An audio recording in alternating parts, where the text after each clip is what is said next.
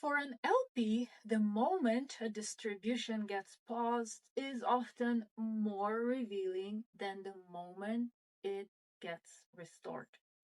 A pause distribution is a sponsor essentially telling investors that monthly cash flow will no longer arrive in the inbox as projected.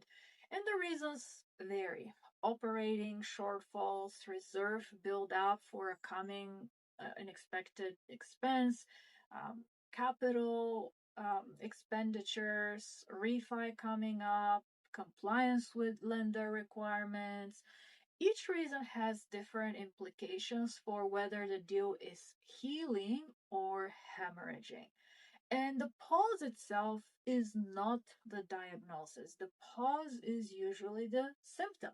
The diagnosis is in what the sponsor does next. And three patterns separate the sponsors who manage pause distributions well from the sponsors who handle them, let's just say, not so well.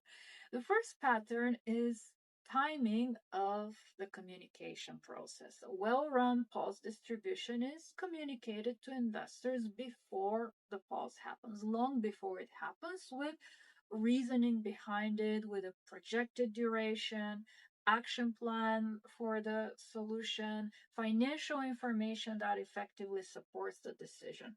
A poorly run pulse distribution is communicated after investors notice the missing wire, typically with a brief explanation that omit the underlying financials. Full of hopium, the first communication establishes trust through transparency. The second example actually erodes that trust. And the second pattern is the quality of the financial detail shared during a pause.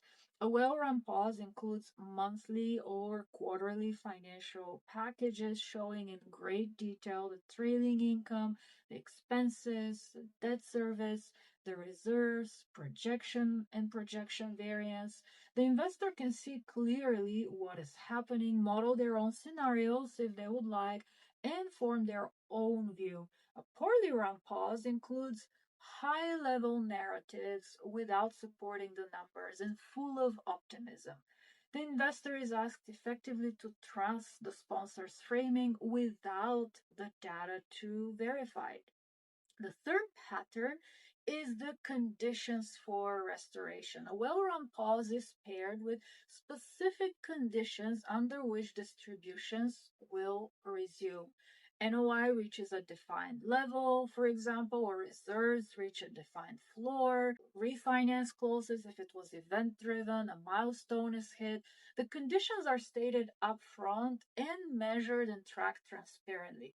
A poorly run pause is open ended. Distributions will resume when the deal can support them without specifying what that means or how the investor will know. For LPs currently inside a pause distribution deal, the three patterns are diagnostic. You are receiving early communication with full financial transparency and defined restoration conditions, which is a sponsor protecting your trust, or you're receiving late communication, narrative only updates, and open ended condition, which is a sponsor effectively protecting themselves. For LPs evaluating new deals, the question is different. Ask the sponsor directly if a deal you operated had to pause distributions, because that could happen. How would you communicate that to investors? A sponsor with strong operational discipline will describe the three patterns above, possibly without even prompting. They'll walk you through the full process.